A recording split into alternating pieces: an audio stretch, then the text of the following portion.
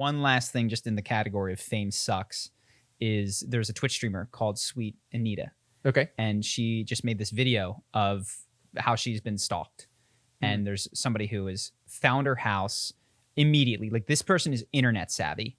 Told her that he's going to kill her a bunch of times. He was intercepted by the cops once, a minute from her house with a knife. And she lives in England, which is like, that's the weapon in England.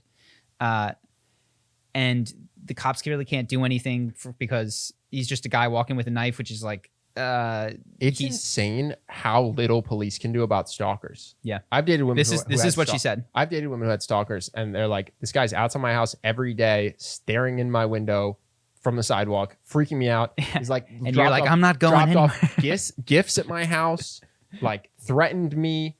And the cops just go, well, I mean, none of this is illegal. So you call us if he does something illegal. He said something and he gave you a gift. I'm trying to prevent the murder or the rape. Yeah. One person I know, this person they used to work with had a schizophrenic break, thought that he was Jesus Christ reborn and that she was his Virgin Mary and his Mary Magdalene at the same time. So his mom and prostitute friend? 15 calls a day, strings of text messages. I'm going to find you. We're going to get married, this and that, like calling saying, I'm going to kill you. But the police said they couldn't do anything. They're like, you can get a restraining order, but until he violates it, you can't do anything, despite the fact this guy is telling you he's going to show up at your house and kill you. Mm-hmm.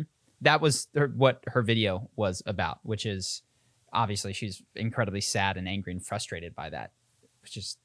She said too the same, that he threatened to kill her and the cops won't do anything about it. Yeah, and the solution that people offer her, which I admit is where my brain went, and this isn't like it's a your fault thing, but it's like, can you move? Can you do, like, what can you control? But even then, she's like, one, I don't want to move, but two, this is the type of individual that it would not take more than 3 days to figure out where I've gone. You know, like, this person is committed and tech savvy enough to immediately find me. No, it seems like all you can do is go on the record and say, hey, when I show up murdered or missing, here's your prime suspect. Yeah. But like, they won't do anything to prevent the murder or the and what and they say, get a dog, get a weapon, get training. It's just like, ugh, do I have to? I'm an idiot. I thought stalking was a crime. I thought there was a point where like you could just get punished for calling someone 15 times a day. Well, you can get restraining orders, but those take time, and they're basically not very enforceable because by the time it's like, well, where was he?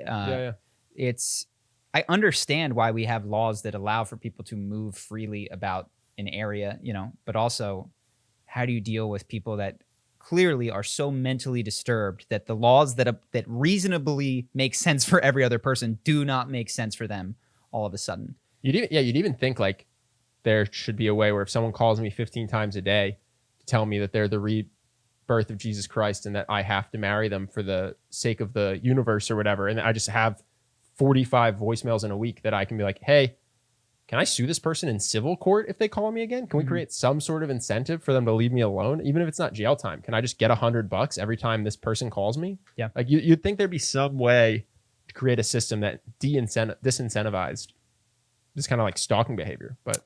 Well, I think fortunately it is a rare phenomena, but if you're in the community of attractive female public figure, it's not that rare. I think even just attractive female. Yeah, I know two non-famous women who had stalkers. Well, yes, in that group it's probably less common, but sure, I get the point. Is that there's a portion of us attractive women who are gonna have to deal with this a lot more than I will. Nobody's ever going to be waiting outside. Don't let the universe hear that. I mean, no, don't you say what you want to be true. No one's ever going to be waiting outside for me, right? The universe. But then how do jinxes work? There's manifestation and there's jinxes. I'm unclear on how, Justin, do you know how jinxes and manifestations work? Law of attraction. Together? No, I'm not. No? Hope that you guys enjoyed that clip. If you want to see more like this and have us do more podcasts, we are 100% funded by our generous patrons. And if you'd like to contribute, there's a link in the description, and we'll have one pop up on the screen right here so that we can do more podcasts where we have fun conversations and hopefully some deep ones like this. Either way, hope that you enjoyed the video, and I will see you in the next one.